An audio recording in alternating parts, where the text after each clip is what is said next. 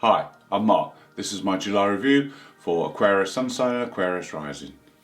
The next couple of months are very interesting for you Aquarians because this month we have a full moon on the 24th and it's at 1 degree Aquarius, so very powerful full moon.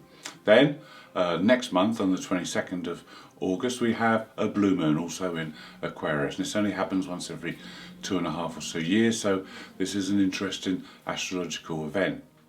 Right, more of that next month. Let's concentrate on this month, and on the 1st we have an aspect between Mars, who's in your 7th house, and Chiron.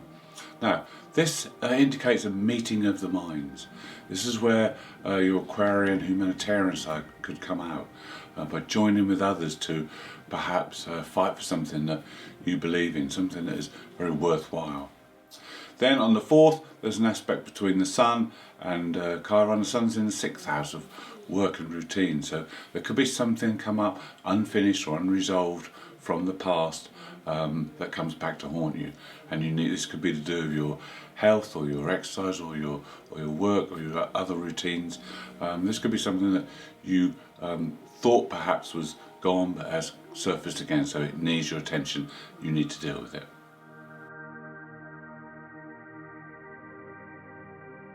On the 5th, it's one of those days when you may be a little bit bored and not wanting to do the regular mundane things, so it's a good time to brighten up your day, especially around the home area, because Uranus is in the home and the Sun makes that positive aspect to it, so brighten up things at home.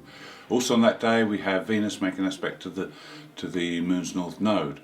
Now this again is an interesting aspect because you'll get some kind of sign, some kind of message, maybe a chance meeting with someone, that you find something out that affirms that you're on the right track. And there could also be some good news with finances with this aspect of Venus. The only thing you need to be aware of on this day is that Mercury makes a square with Neptune. This always puts a little bit of fog around the mind, so just make sure if there's anything important happening on that day that you double check everything, make sure everything's good.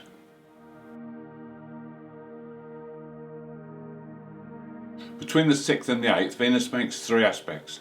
Now the first one is probably her most difficult. It's an opposition with Saturn. Now Saturn's in your 1st, Venus is in your 7th. So this is an opposition whereby someone may be holding a mirror up to you on this day to show you your faults or your weaknesses. Or vice versa, with an opposition it could be you holding the mirror up to someone else to show them their faults. But either way, it's a difficult day for Venus, and it's one of those days when cold water could be poured on anything you try to do, and it could make you feel a little bit down, a bit low. But then on the 7th there's a surge of creative energy as Venus makes a trine aspect with Chiron in the 3rd house, so your mind will be buzzing with creative ideas, and a partner could be very supportive with this creativity. Then on the 8th there's another exciting day when Venus makes a positive aspect to Uranus in the 4th house. Now this is the 4th house of the home, so it could be that you're a little bit impatient with things around the home. You might want to get on and to get things done and make some changes around the home, but you may be a little bit demanding, so be careful that you don't ride roughshod over people. On the 10th we have a new moon. This new moon is in Cancer, it's in your 6th house, and it also makes a positive aspect to Uranus in your 4th house. So this is a new moon that you can use for cleansing and clearing past issues, past things. You can now analyse your thoughts and feelings and let go of some of those past issues. Also it's good for reorganising your daily life. It's good for reorganising work schedules and maybe making yourself more efficient. And it's also a good time to start a diet exercise regime. It's a good time to analyse anything in your life and to reorganise things, and maybe in the home as well, so that things can run a lot more smooth and you can be a much more efficient person.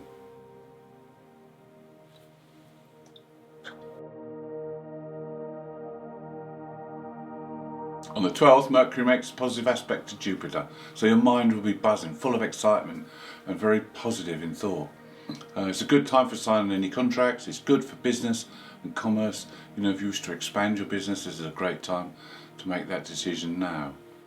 Also on this day, Venus captures Mars. Now when these two come together, love is in the air, and you've got 3 days of this aspect when they travel together through your 7th house of relationships. So this is a very satisfying time for relationships, and this is great. And if you happen to meet someone, it's a good time to start a new relationship as well. On the 14th is a good time to assess where you are in life and how things are progressing. You made changes with the new moon. It's a good time now to look at those and see where you are. See if your work schedule is good, see if your routines are good and your health and diet are good. And make sure that you look at the material side and the spiritual side as well. It's also a good day for helping others. You'll be very compassionate towards others and be able to help them in their goals as well. Then on the 17th there's a more difficult aspect. The Sun makes an opposition to Pluto. Pluto's in your 12th house of the unconscious, so there could be unconscious impulses that come up, and these could be to do with power, gaining power, or maybe someone trying to gain power and authority over you. So just be aware these issues could come up from the unconscious on this day. And also with a day like this, it's not a good day for going in high crime areas, because there's a very high risk with this aspect. And also things will break down, and this is not a time to patch things up. If they do break, get rid of them or get them repaired properly. On the 18th, Jupiter starts a sequence of events by making a square aspect to the black moon Lilith. Now, this lasts for 10 days, and during these 10 days, the black moon Lilith moves sign and house. So for you, it will move into your 5th house and in the sign of Gemini. Now, Jupiter will enlarge the shadow side of the black moon, so it becomes so big you cannot ignore it and you will not fail to see it. Now, the shadow side in Gemini is about acceptance. It's about the need for approval and not requiring that anymore. The idea is to let go of this need for approval and acceptance and be your own person in your own right. Being an Aquarian, you are very much an individual and a unique person, so you need to be that now. The 5th house is about learning to have fun. It may be that what's been going on over the past year or so has made you lose the ability to see and have fun, and this needs to be recaptured. Also with the 5th house, there could be a blockage with your creativity and that you're not creating, you're not using this creativity enough. And there could also be issues with children in the 5th house. There could be some problems in that area that you need to deal with as well. Then on the 22nd, the Sun makes an aspect to the black moon Lilith and will shine a light. So this light will highlight anything that needs changing. So you'll then be able to see clearly what any issues there are and what you need to do to correct them.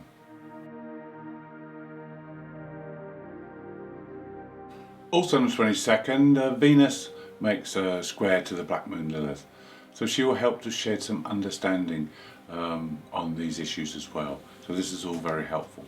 Venus moves into Virgo on that day as well, so she's a little bit more reserved and not so outwardly emotional in Virgo as it's her fall.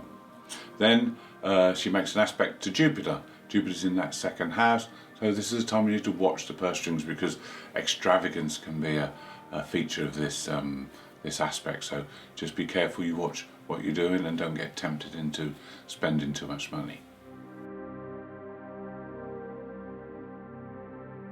On the 24th we have full moon. Now the full moon is in your sign Aquarius, so it's at 1 degree. So this is a very powerful full moon. And as we spoke about earlier, there's another full moon next month at the end of your sign. So this is a blue moon. So this is a very important astrological time for you. This full moon, the first one, is a kind of a halfway stage of completion. So things you've been doing in the past, they should start to come to fruition now, but the blue moon next month, they will fully ripen and you'll be able to harvest all your good work. So it's very important what you do now according to this full moon. Now the full moon in the 1st house is about you versus others in a way, and the same with the Aquarius. It's about the individual versus the group. So this is a time when you need to get the balance right between your needs and the needs of others. Now maybe that you're feeling that you should have more time, you should have more attention, and yes, you're probably right, but not at the expense of other people. Make sure you incorporate other people into this. And with Aquarius as well, it's about belonging, it's about being part of a bigger thing rather than just yourself. It's a part of belonging to something that's universal in a sense. So there's a lot of good work that can be done now, and you can reap a lot of benefit in the future.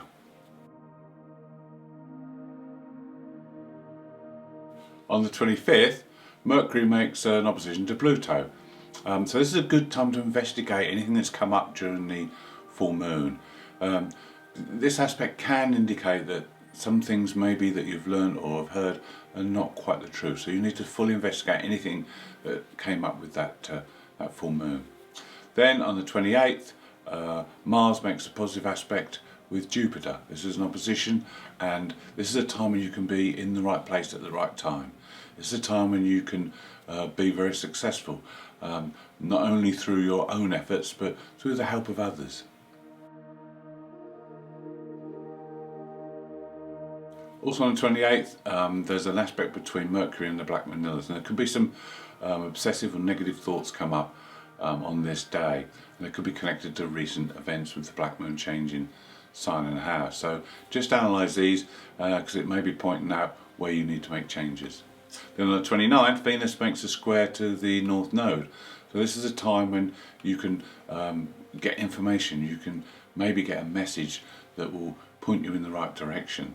It's also a good time to realise that you can't go it alone.